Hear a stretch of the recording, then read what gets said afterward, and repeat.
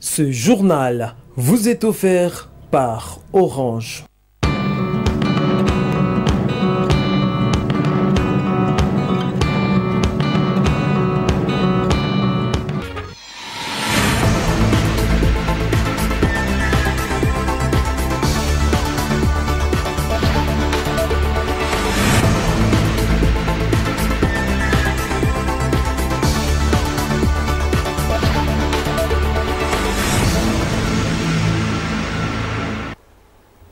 Ravi que vous soyez de notre, mesdames, mesdemoiselles et messieurs, vous êtes sur les antennes de la radio-télévision Grand Tanganyika et il est l'heure de vous informer. Les conditions de vie des retournés du camp Kalunga qui ont élu domicile à Taba-Congo laissent à désirer. Ces personnes délocalisées par le gouvernement provincial vivent dans une situation anormale.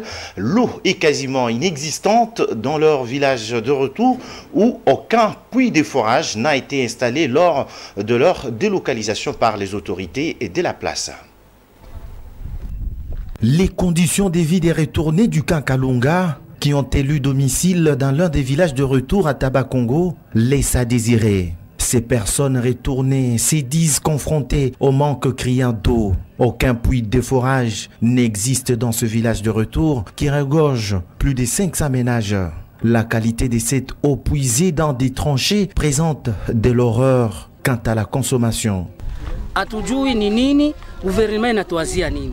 Si tulikuwa tunajua gouvernement alisukuma watu barudie kumakwabo, balipasha kwa kutufata kujua tuko tunaishi je kwa tulienda. Selon les chefs de ce village de retour, le gouvernement provincial qui les a délocalisés n'a pas tenu compte de la problématique sur la desserte en eau potable dans cette partie du village Taba-Congo. Ya mubaya tu ya matope hautaipata. Ya matope tu nawe tata kumikulu au sukule hautaipata ndugu. D'autres difficultés sont entre autres le manque de toilettes adéquates. Les toitures de leurs abris sont souvent emportées par un vent qui apparaît sous forme d'un tourbillon. C'est une réalité qui sévit dans le village de retournée du camp Kalunga Taba-Congo. Les écoliers étudient à même les sols, pas des pupitres ni des tableaux pouvant permettre à bien écrire.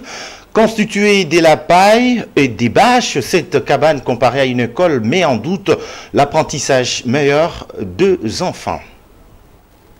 Cette cabane, construite en bâche et en paille, constitue l'école des enfants retournés du camp Kalunga. Assis à terre, certains écoliers manifestent la volonté d'apprendre les leçons de leur instituteur. Pas des tableaux ni pupitre et aussi sans cartable requis, ces enfants, dont quelques-uns sont pieds nus, ne savent pas si cet apprentissage va perdurer. Cette initiative a été instituée par les enseignants qui se sont retrouvés parmi ces retournés sous l'œil impuissant des autorités provinciales. Cette condition d'étudier, en tout cas, ne plaît pas d'autres écoliers qu'on a pu interroger lors de notre passage.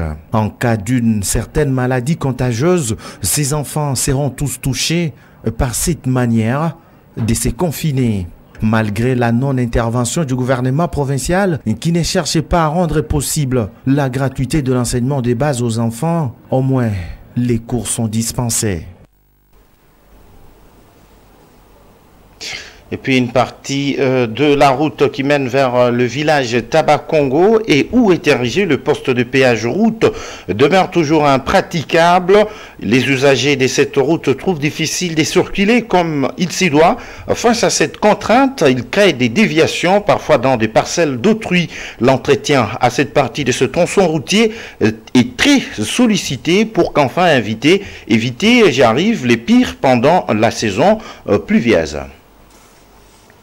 L'avenue Conader, située dans les quartiers Joseph, traverse d'énormes difficultés ces jours. Parmi elles, citons notamment le manque d'eau potable et des centres de santé dans cette partie de la ville. C'est ce qu'a indiqué le chef d'avenue Conader dans une interview accordée à votre rédaction ce lundi 3 octobre 2022. Hapa kwetu magumu kubwa maji. Maji tunaikosa sana. Tuna kisima tu kimoja. Ici chez nous, notre grande difficulté c'est de l'eau potable. Nous manquons de l'eau. Nous sommes nombreux ici et nous n'avons qu'un seul puits. Quand ce forage est en panne, les gens se déplacent vers d'autres avenues. D'autres difficultés ne manquent jamais. Nous n'avons qu'un seul petit centre de dépannage. En passant, on se croise avec les agents de sécurité. D'autres comprennent la situation des malades, mais d'autres difficilement et nous tracassent même. Que les autorités viennent voir comment nous souffrons ici chez nous. Qu'elles aménagent pour nous même 2 puits et un bon centre de santé. Serikali hawaikia kuangalia hii malalamiko ya watu kwa hapa, atufanyie hata visima vingine vingapi watu wawe bien. Un centre de santé ya mzuri. Une vive tension croissante observée depuis près d'une semaine à Bendera, précisément dans des carrières de boulongo entre les creuseurs artisanaux et des sujets chinois d'une compagnie minière de la place sans qu'il n'y ait aucune autorité pour calmer la situation, comme un habitant qui a requis l'anonymat. Il a été joint en duplex par votre rédaction. Le mining chinois et les trésors. Pour le mining, commencer à dire aux trésors de quitter tous les chantiers pour aller leurs intérêts. On a déjà acheté au gouvernement. C'est là, il y a une difficulté très capitale ici à Bender. Bon, dans cette semaine passée, il y a une tirement au carré de Boulongo. Bon, le président a décidé de faire une guerre avec les Chinois. On ne peut pas quitter le chantier. Depuis 1954, le chantier de Boulongo était là jusqu'à aujourd'hui. Mais arrivé aujourd'hui, on a dit que pour déloger tous les trésors, de quitter les chantiers. Nous donnons aux autorités pour prendre les mesures où est-ce que la population doit se servir. Parce qu'il n'y a pas de travail dans notre pays. Les trésors sont en train de se servir pour chercher la vie, de nourrir des enfants, de faire tout le réseau de sa famille. Alors aujourd'hui, on commence à faire de quitter des chantiers. C'est pour cela que nous demandons au gouvernement de prendre les mesures entre les Chinois et les trésors et la population de Bender. Bon, les autorités coutumières ne disent rien. Leur parole, c'est qu'il n'a pas besoin. Il n'a pas le bénéfice au plaisir, le bénéfice seulement au mining, c'est leur parole. Et puis c'est en vue de mettre fin aux violences basées sur le genre qu'un atelier a été organisé par les ministères nationaux du genre, famille et enfants sous l'appui technique et financier du Fonds social de la République.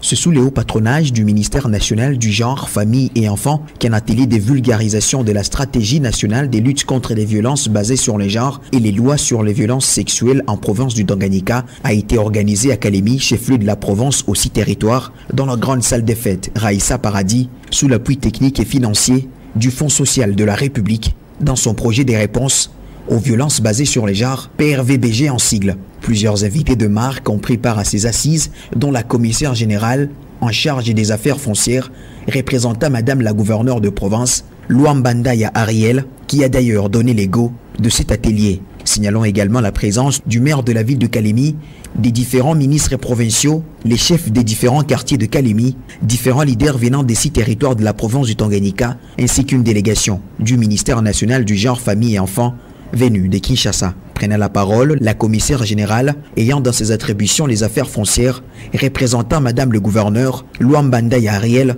est revenue sur la quintessence elle-même de cette activité, tout en invitant toutes les parties prenantes à mettre les mains à la pâte pour mettre fin aux violences basées sur les genres.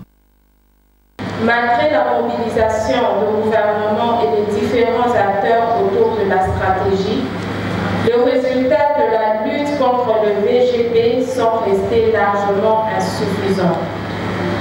Autant dire et reconnaître que cette stratégie de 2009 a connu beaucoup de défis dans sa mise en œuvre.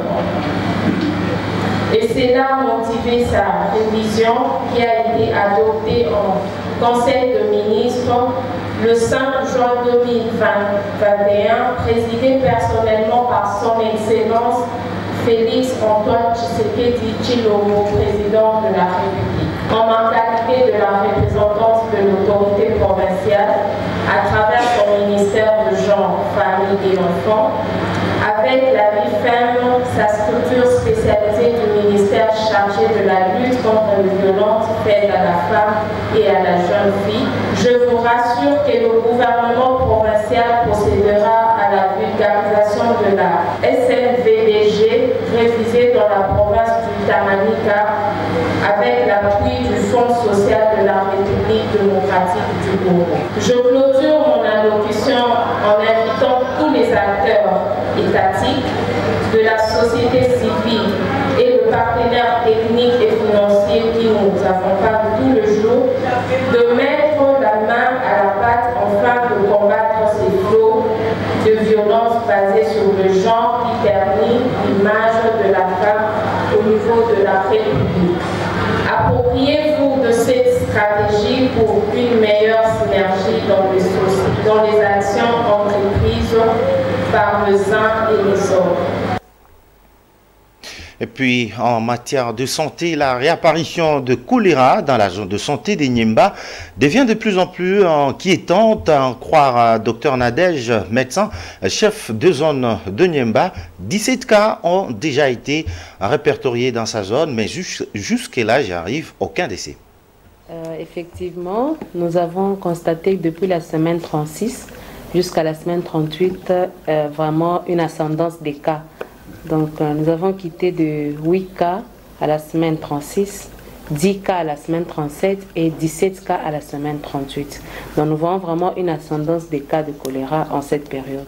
Jusque-là, dans la zone de santé, nous n'avons enregistré aucun décès, mais nous avons mis en place déjà des points de chloration d'eau, environ 13 sites de chloration, parce qu'on a constaté que la plupart des cas viennent de Undugu, ici même en urbain. Donc à Undugu, il y a déjà 7 sites de chloration et dans les aires de santé de Kituku et Lubuye, nous avons instauré rien que 3 sites. Dans notre plan de contingence que nous avons des éléments que nous avons déjà mis. Nous allons faire un plaidoyer au gouvernement provincial et même à nos partenaires techniques et financiers, de voir dans quelle mesure nous pouvons arriver à aider la population. Oui, un message de sensibilisation à la population. Quand vous constatez les malades de choléra, comme on le dit souvent, parce qu'il y a beaucoup de nouveaux venus qui sont maintenant dans la zone de santé, on leur demande, quand vous constatez les diarrhées, veuillez les amener à l'hôpital général de référence où ils peuvent être pris en charge et sur base de cela, on va pouvoir déceler qu'il s'agit du choléra ou autre. Mais on demande encore à la population les 5 moments clés de lavage des mains qu'on rappelle encore. Quand vous allez aux toilettes et que vous devez revenir des toilettes, vous devez vous laver les mains. Avant de manger, il faut se laver les mains. Avant d'allaiter un enfant, il faut se laver les mains.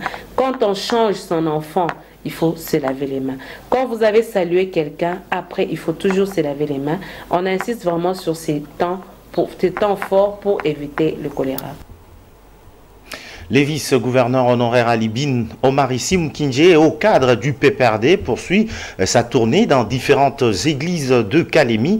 C'est dimanche 2 octobre, celui qu'on surnomme Monsieur Propre a visité plusieurs maisons des dieux, dont l'église Vallée des Miracles. Toujours déterminé à soutenir l'œuvre de Dieu dans les églises de la ville de Kalemi, chef-lieu de la province du Tanganyika, Alibine Omarissim Kinje continue à mettre tout son temps pour subvenir en aide les communautés des différentes églises. Ce dimanche 2 octobre 2022, celui qu'on surnomme très affectueusement Monsieur Propre est allé d'abord communier avec les fidèles de l'église Christian Mission Fellowship, se trouvant dans l'avenue Oxeltra Béton. Sur place, l'homme du peuple a pris à bras les corps les doléances qui lui ont été soumises en vue de trouver une réponse durable. Il a en outre interpellé les pratiquants du Christ à s'aimer l'amour et à investir dans l'œuvre de Dieu. Le vice-gouverneur honoraire et au cadre du PPRD s'est ensuite rendu avec les membres de son cabinet politique à l'église Vallée des Miracles, sise sur l'avenue Conader, au quartier Joseph. Ici, c'est le même message qu'a poursuivi Alibine Omarissim Kinje et a reconnu les actions que pose cet homme d'État. Le pasteur David de l'église Vallée des Miracles lui a promis tout son soutien en tout et pour tout. Soulignons tout de même que cette série d'activités entreprises par Alibine Omarissim Kinje depuis des années va se poursuivre dans d'autres églises de la place. C'est la fin de ce journal. Merci à vous de l'avoir suivi et surtout, merci de nous rester fidèles sur les antennes de la radio-télévision Grand Tanganyika. Au revoir.